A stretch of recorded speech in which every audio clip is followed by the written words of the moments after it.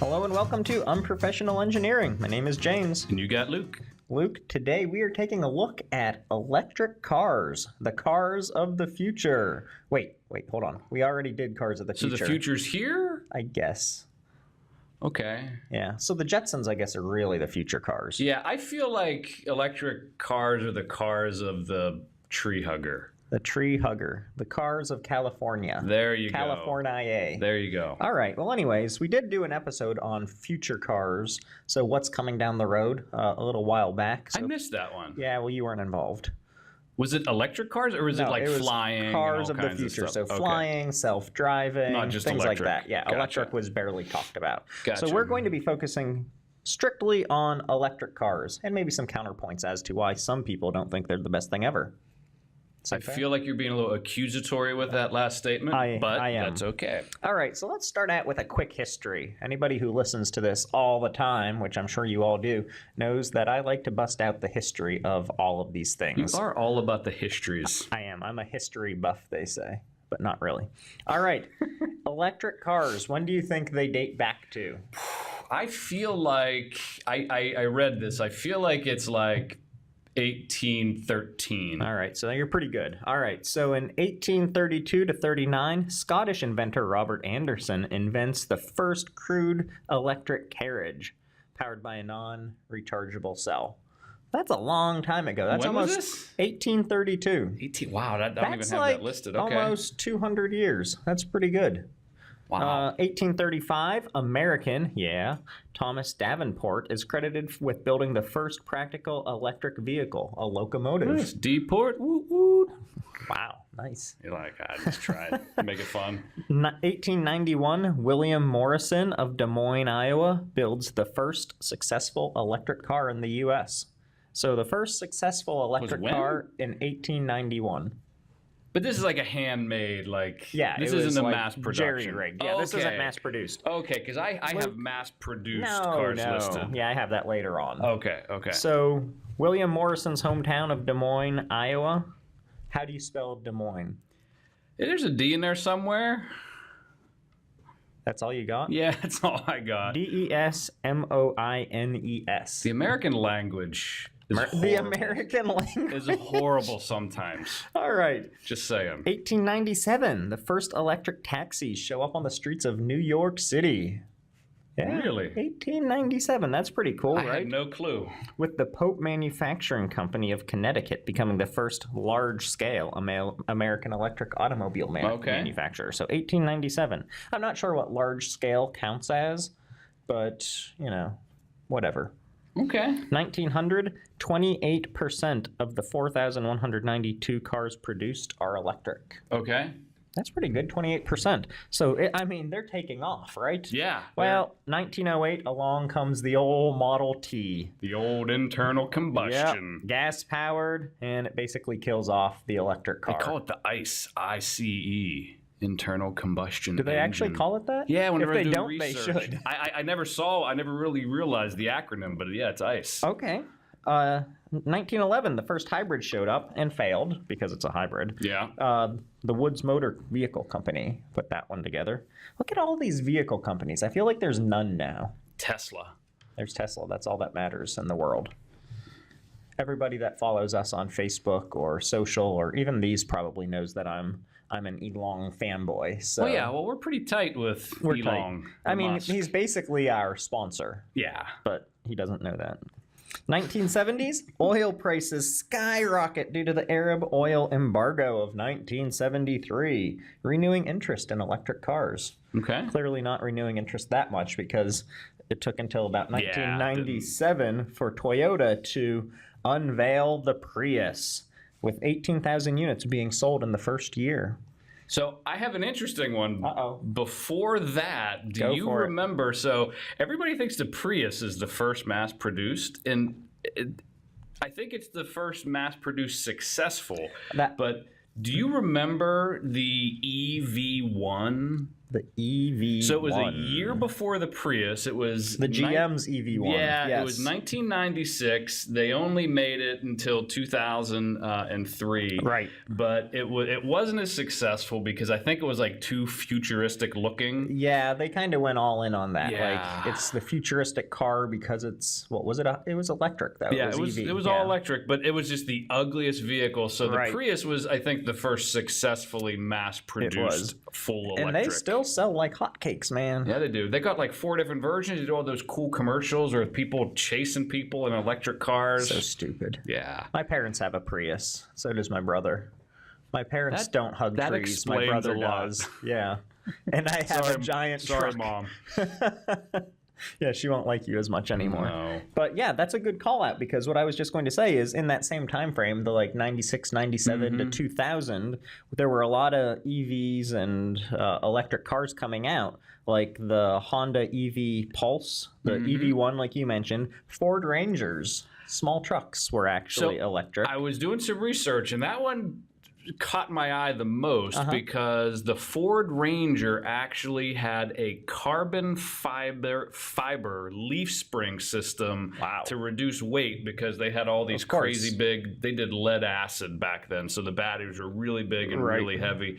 So I never even knew that Ford Ranger was electric, and apparently they recalled them all because there were all kinds of issues. Well, that's pretty much all of these. The Nissan Ultra, the Chevy S10, another one, the RAV4 by Toyota, all of these came out in electric, mostly just for lease, and they pretty much stopped making all of them from what I understand because nobody wants them.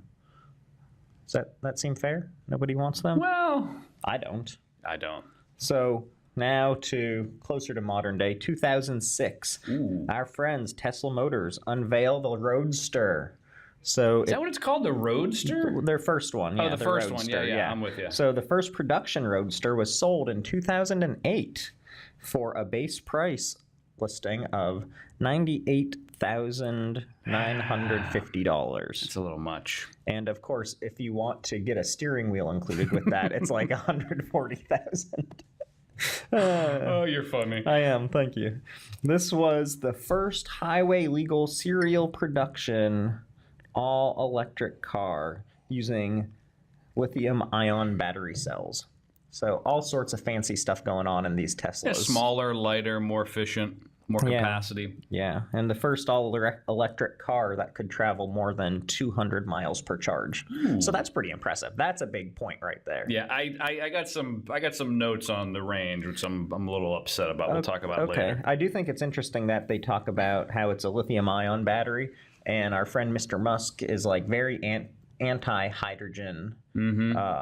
Is it like the fuel cells? Yeah. Where it's not actually using a battery, it's like creating the electricity from combining elements. For some reason, he thinks that's not going to work, but it looks like they might be venturing into that a little bit more now. He may not be as smart as he thinks he is. I don't know if that's true.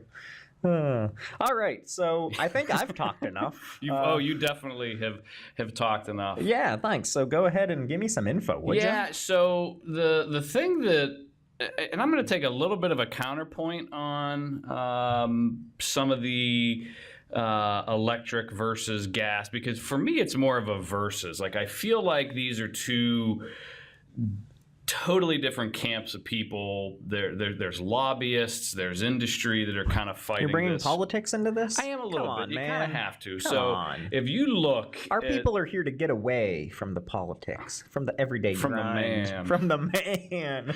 So if you look at just the last, this goes back to 2008. 2006. Wow. So the price of gas has been a little, fluctuant over. Is it fluctuant? I don't think that's a word. Flatulence? I don't think it's flatulent. Gas was.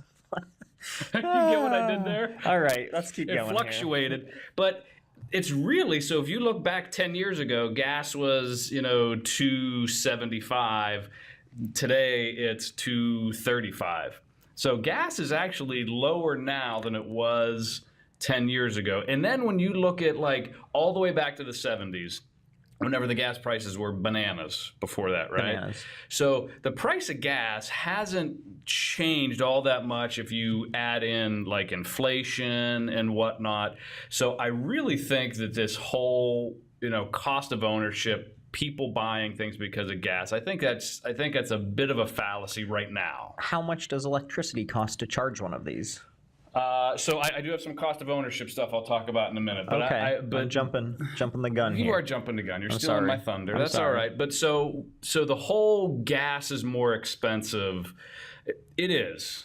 Gas is more expensive. You're really selling this, Luke. No, well, hold on. But the thing is, cars are becoming more fuel efficient. So the fuel efficiency of cars on average right now is 24.8 miles per gallon. So that means your big, huge honking truck and like the little Geo Prism, you average all those cars out. I don't think they make Geos anymore. Well, whatever. It comes to almost 25 miles per gallon, and it's only getting better and better every year. So the whole idea that you have to go My electric. poor truck. I know.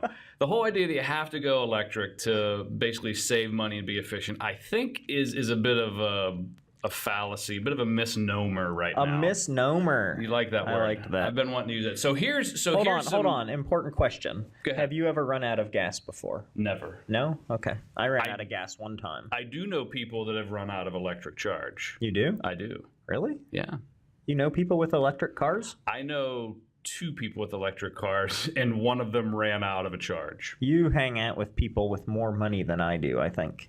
No, it was the Volt. Oh, never mind. Yeah. They get like 3 miles to the charge. Exactly. It wasn't they're like a Tesla. golf carts. It wasn't a Tesla. All right, continue on. So I think a key thing that you need to think about is that I need to think about, or that the listener needs to think about? Our listeners need to think about. But I can think about it as James. well. Yeah. I'm feisty today. You're very I feel like you feisty. are too. I like when you're about to go on vacation. You have more energy. I do. Yeah. I do. So you have to break down the cost of a vehicle's ownership and where that break-even point is. So when you compare a Mercedes CLS class versus CLS class. So this is kind of the $60,000, $70,000 Mercedes versus the $60,000, $70,000 Tesla. Now, keep in mind, the Tesla is only cheaper because you get the $7,500 tax credit. So the Tesla is more expensive if you don't get the tax Sam credit. helping me out. But those tax credits aren't going to stick around forever as electric becomes more pervasive.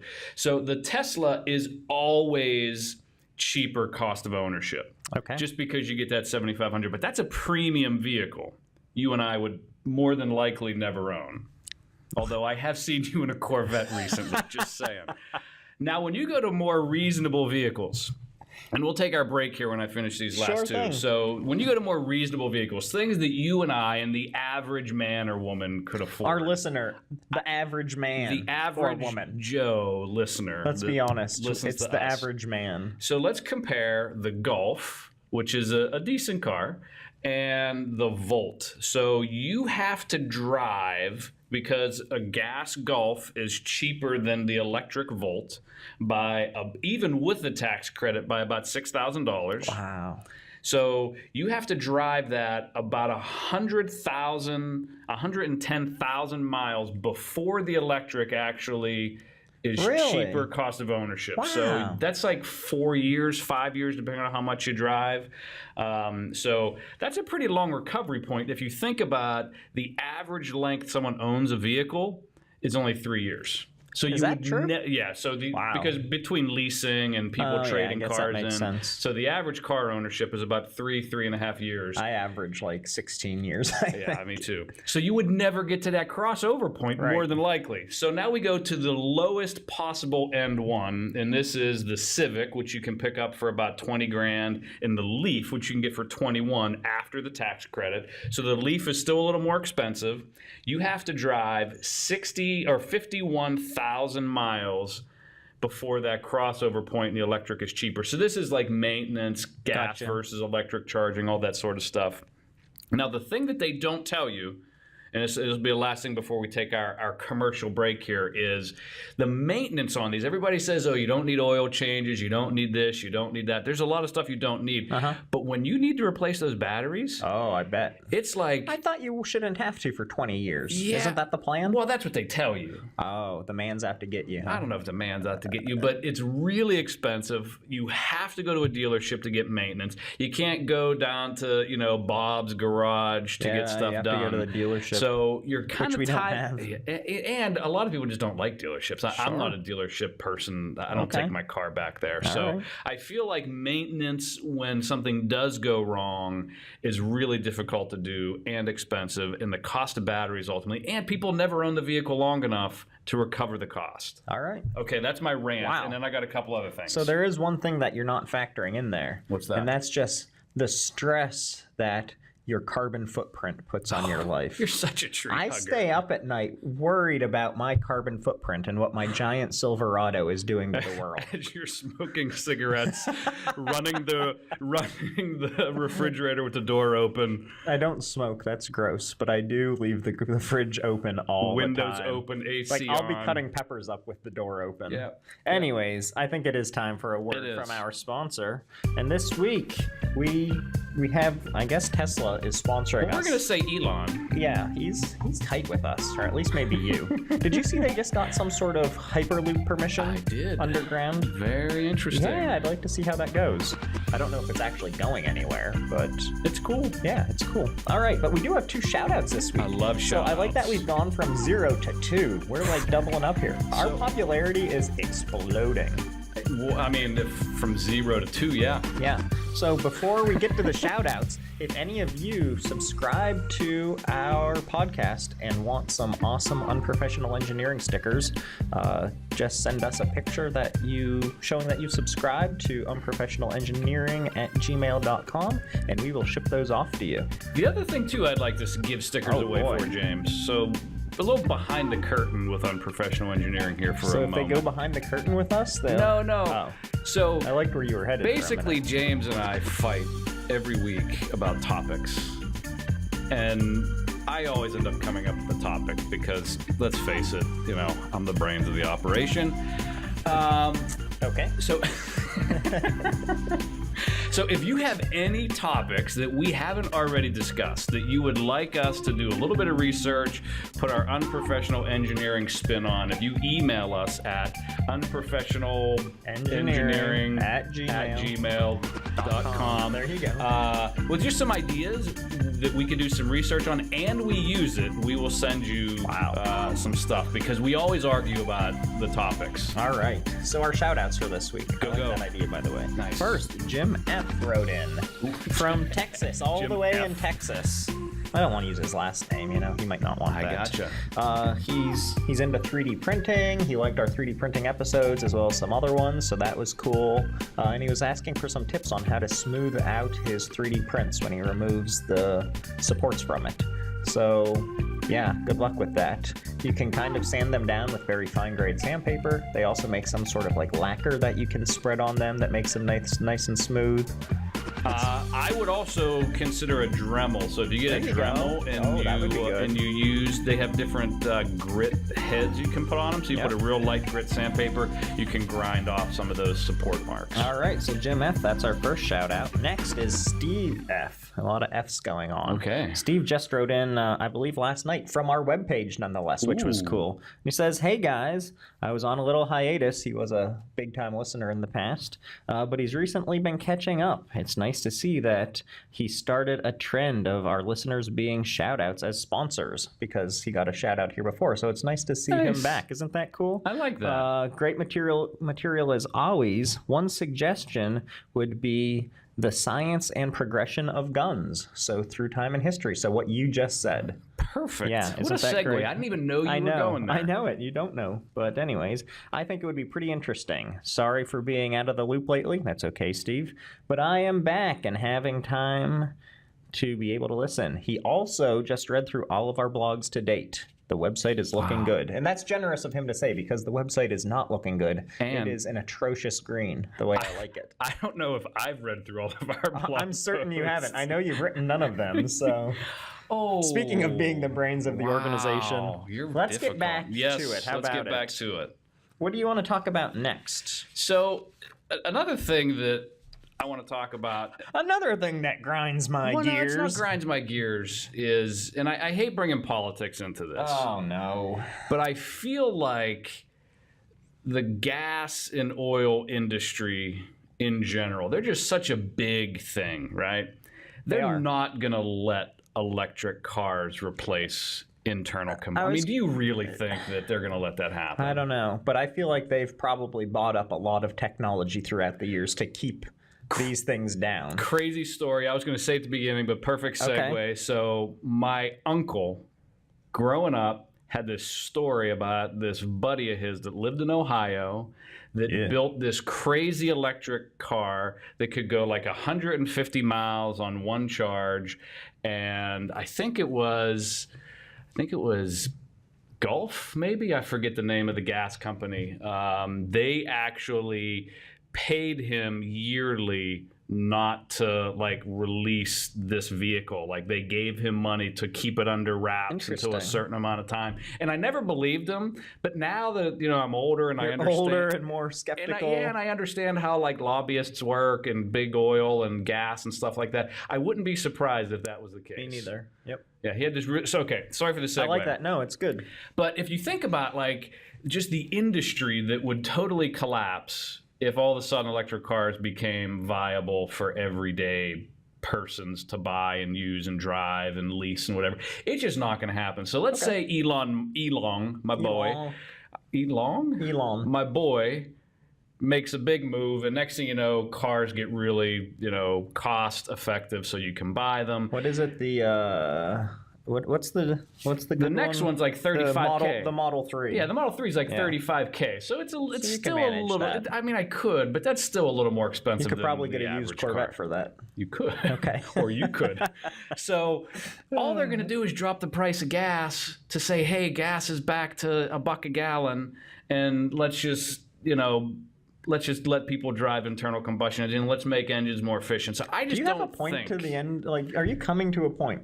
My point is, I don't think that electric cars are ever in my lifetime going to be pervasive. I feel like you made that point already, and now you're just. But I'm giving other reasons. Okay. Now it's the oil industry. Before it was, I was talking about just the cost of ownership, that sort of stuff. But this is the oil industry preventing it from happening. All right, very good. Okay, I'm sorry, I've been talking enough. It's your turn. Oh man, I'm tired of you talking. I do have 3 more things I want to talk about though. Whenever you're done. Is there anything having to do with how electric cars work? Not at all. So let me just get into this a little bit. Please do. So I was researching this late last night, and as we always do, pretty much. One thing I wrote down in my tired state was they look pretty much the same as gas-powered cars from the outside, unless they're the real goofy-looking ones.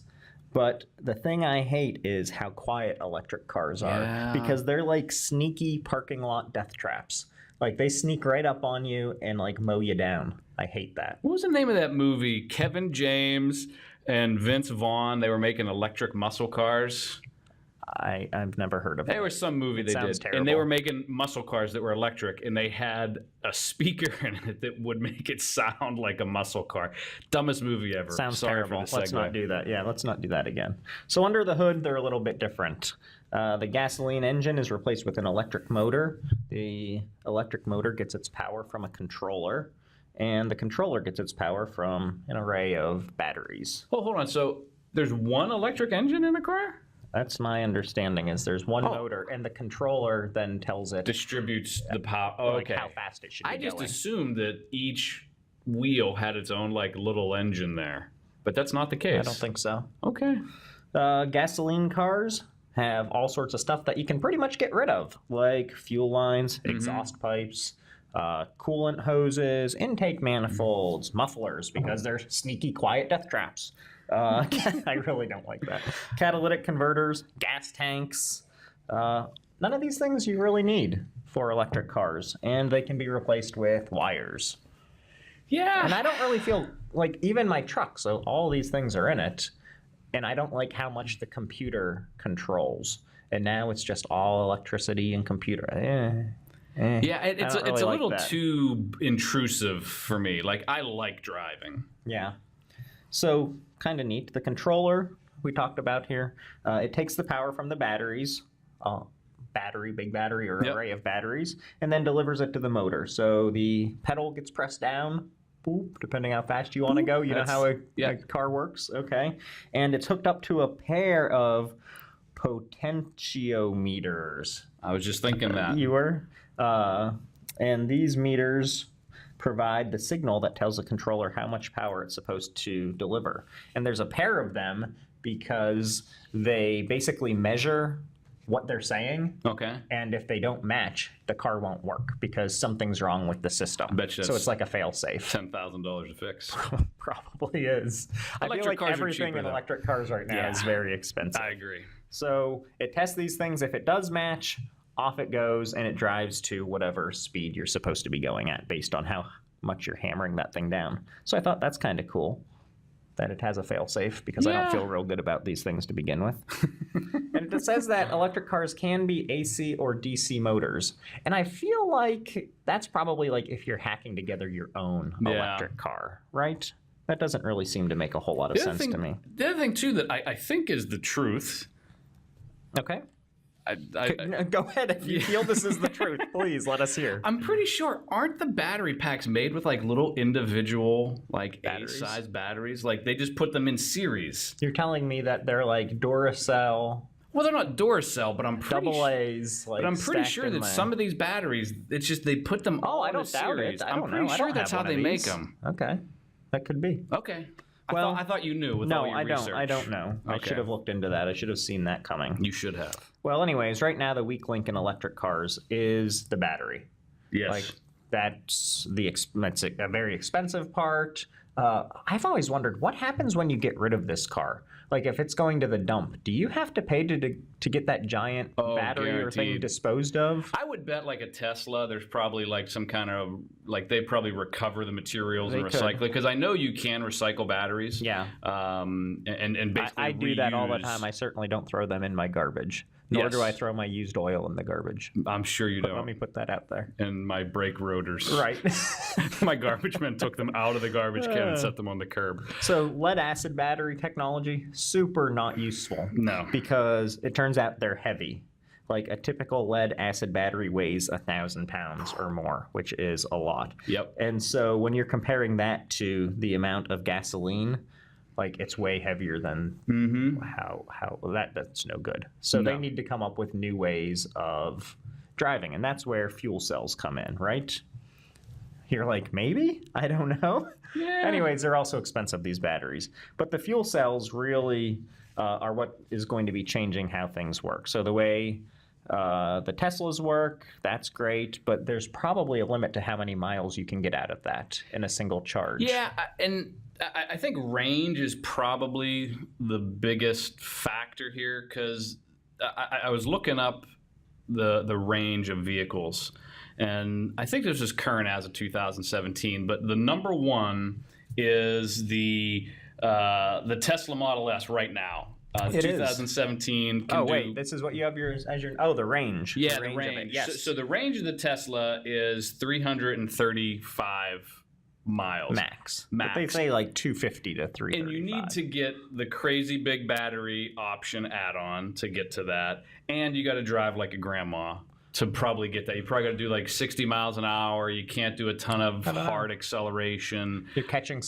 you're behind a truck so that they're cutting all the wind for you. So, but the thing is, even with the tax credit, this thing's still $100,000. Nuh-uh, the S isn't. Yeah, it is. Maybe a super high-end S. You can get them for $70. But that's what you need. You need the super high-end to get the battery pack to go 335. Sure, you can go 250 otherwise. But I just drove 1,000 miles this weekend. I would have had to stop 6 times on the way to charge. At all of those electric charging stations. So here's the problem with the range. You get a car that does have good range. So the 2017 Chevy Bolt, sponsorship opportunity there, Chevrolet. Chevy. I mean, I talk about the truck all the time, so they should really be backing us. So this thing gets 238. It only costs 36,000. Yeah. So it's a good price, but here's the problem. It's the ugliest car I've ever seen. Super ugly, yeah. So maybe they won't sponsor us now that I said that. That's okay. Maybe they'll learn to make a better looking car. Make like a normal looking car. So the opposite end of what you're talking about, which you're right, it needs to have a great range. Yeah. The Fiat 500e. It's like 40 miles, right? It's 84 miles. I can walk that. Yeah. Maybe not. The Mercedes is the worst. I don't even have it on my list. The Mercedes, it's like $60,000 and it's only like 104 miles. Yeah, the BMW i3, 81 miles. But that's a good looking vehicle. It's kind of interesting looking. Kia Soul EV, 93 miles. That's crazy. Nissan Leaf, which I think is ugly, 107 miles. Yeah, isn't it like the charging in the front? Stupid. So dumb. Speaking of the charging though, I used to work with a company called Mobi. Have you seen the Mobi charger? It's about I have. yay by yay, so maybe 4 feet by 2 feet. Yeah, and it's this on a mobile roll around charger thing. And basically the idea is for all of these parking garages that we have right now that you need to charge your vehicle in probably because you can only go 3 miles per charge. They would buy these things and offer up that service, and nobody's doing it. To charge their cars. So that's kind of cool. I bet in San Francisco they are. Yeah, I know here in Pittsburgh. This parking garage is one of the only garages I've seen here in Bakery Square that has on every level charging. Well, in Pittsburgh, we still run our cars off of coal, so. I was going to say steam. Okay, off of steam. Yeah. But yeah, I just don't get if the range is the winner, because I think that's what people care about is range. I think so. Just make it look good and give me good range. Don't give me a good-looking car like the Mercedes and give me 100 miles. Yep. It's just I would pay more if you gave me good range. The problem is the Tesla's too expensive. You're going to pay more than $60,000. Is that what you're saying? I like that. Ever. I appreciate that out of you. So do you have anything else you wanted to bring up that's like really important? Let me see here. No, I talked about. I wish everybody saw all these graphs and charts you have on your sheet. I talked about the oil barons that are going to prevent electric cars. You've been a real grumpy guy today. Not grumpy. I just feel like this was similar to our electric lawn and garden stuff. I think eventually it's going to happen, but I do too. I don't think anytime soon it's going to happen. I think that the hydrogen fuel cells are what's going to do it. I could see that. That's probably a little far away. But then what'll happen is it'll be like the Tesla. It'll be crazy expensive for like 10 years and no one will be able to afford it. Yep. Hydrogen gas is what's going to do it. Yeah, that's all I got. So basically, go out, buy an electric car if you can. Yeah, let us know how you like it. Yeah. I'll keep driving my truck. And if anybody has one, give us some feedback. Oh, give us feedback. Please do. Correct us if we're wrong. Tell us how wrong we are about most things, as usual. We usually are. But yeah, give us some feedback if you got an electric car, if the range is okay, if you can find places to charge it. Call us and let us know, or email us. Do we have a phone number? Us. No, I'll give them yours if you want. No? All right. Just email us and let us know, or hit us up on the socials. Yep. So a lot of info for electric cars. Maybe I'll write a blog post about it, like the top electric cars. I'll write a blog post. You will not. Nope. That's a big lie. All right. Anyways, if you guys have anything else, follow up with us at unprofessionalengineering@gmail.com. And I think that's all for today. See ya.